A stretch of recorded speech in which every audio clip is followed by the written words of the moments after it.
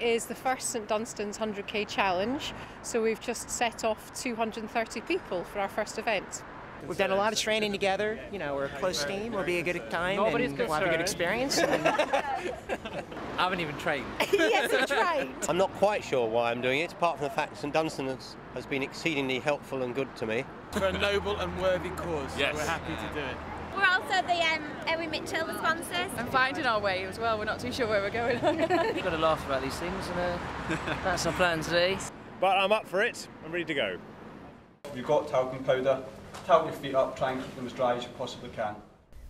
The race starts with a briefing at Richmond Rugby Club and is due to end some 24 hours later at St Dunstan's Centre in Ovingdean, Brighton. And we're asking people to raise sponsorship from that walk for St Dunstan's. The first stretch of the walk hugs the River Thames, passing through picturesque parts of Richmond and Kingston. Nonsuch Park is the first chance for participants to stop. It's 17k into the walk, and many are taking the opportunity to check their feet. They're kind of okay, there's blisters forming, but I just think that's part of the course, really. Mainly just my little toes that are hurting at the moment, but I've got them well strapped up, you see. I've kind of gone for prevention is the best medicine. Others just stop briefly for a drink, refusing to let anything slow them down. How's it going? Fine. Yeah, pretty damn good. No aches, no pains, no blisters? We don't talk about negative things like that. We just press on regardless. How's it going? It's fan-freaking-tastic. Any pain? Everywhere. No, actually, just in my calf, but yeah, it's going really well. And then it's onwards towards Banstead for the first major checkpoint and lunch.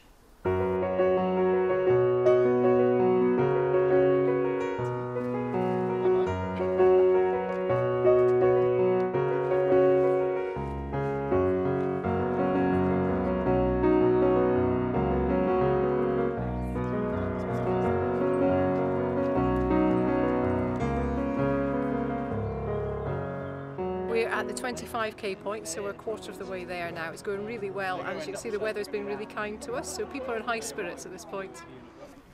The Amex team arrive and are making good time, despite the team leader carrying an injury. I took a spill on Brighton Road. Oh, nasty, but it doesn't hurt too much.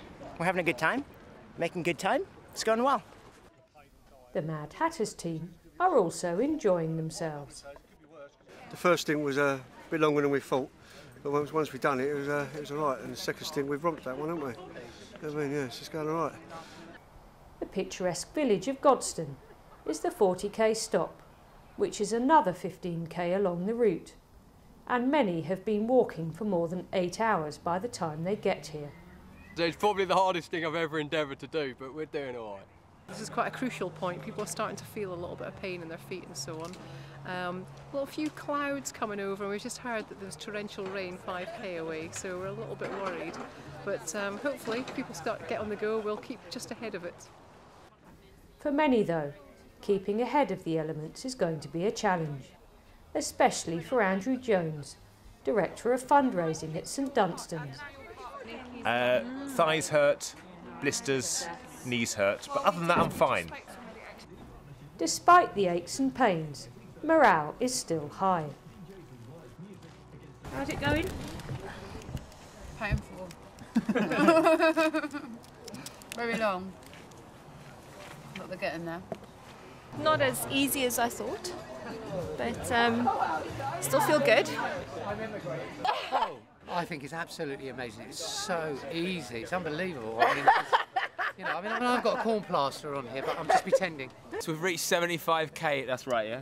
No. We're 40k in, we've got bad knees and bad feet, but we're doing all right and we're loving it. And morale has been really good. Feels good. We're having good fun. Really good. Good fun. Cheers. Powering through to dinner, that's what's keeping us going. Looking forward to dinner. Gourmet.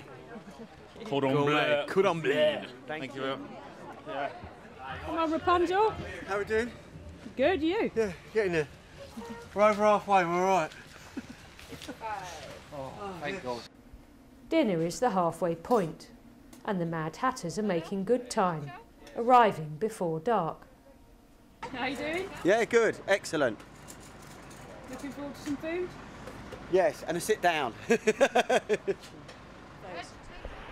think it's very psychological to think that you're going to be on your feet that amount of time. Through the night is going to always be the difficult part, because obviously you're walking for up to 7 hours in the dark, but that's when the team element really comes in. People sort of stick together, keep some interesting stories to tell each other, and just kind of buoy themselves up. There's checkpoints along the way, so there's always support not far away from them as well. A couple of litres of this. Not really looking forward to carrying it, but it's got to be had, hasn't it? Jesus. Right, see you later. As the night draws in, others have their own secret weapon to keep them going. DP cream. Obviously sat down a little bit for a while and muscles sort of tiring down a little bit, so just sort of warming them up a bit before we get started walking again. Yeah, so all just put on our warm clothes and ready to get going again. So it's dark now, how are you going to get through the next bit? We've got some portable speakers and a little iPod, so we're going to groove our way to Brighton. I think the first bit's the easy bit, so the next bit's going to probably challenge me hardest. Hopefully. Next morning in Ovingdean, it's the elements that are the main challenge to the walkers as they strive for the finish.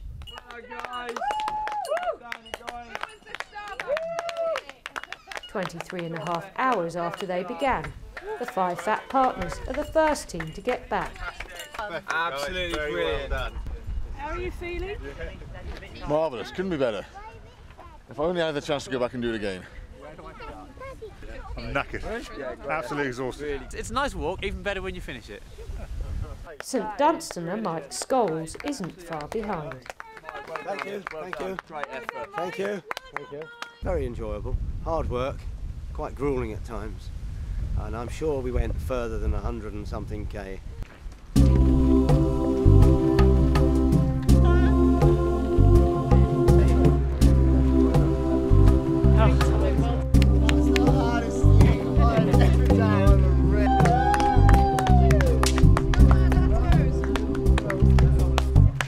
A challenging event, which we always knew it would be, but we've had a good lot of finishers have come through now. So the people that have come through, I think about 30 or 40, have done it in 24 hours, which is amazing. We thought a lot of people would take a lot longer than that. St Dunstan's raised in excess of £50,000 to look after sight-impaired ex-servicemen and women. The participants will remember the experience of a lifetime, and anyone wanting the opportunity to do the same will have to wait until summer 2012. Thank you. Feeling I've achieved something finally. If you want to do something really, really hardcore, it's definitely worth it. It was a lot easier than I thought it was going to be, and I'd thoroughly recommend it. You should all have a go. Sorry, I meant to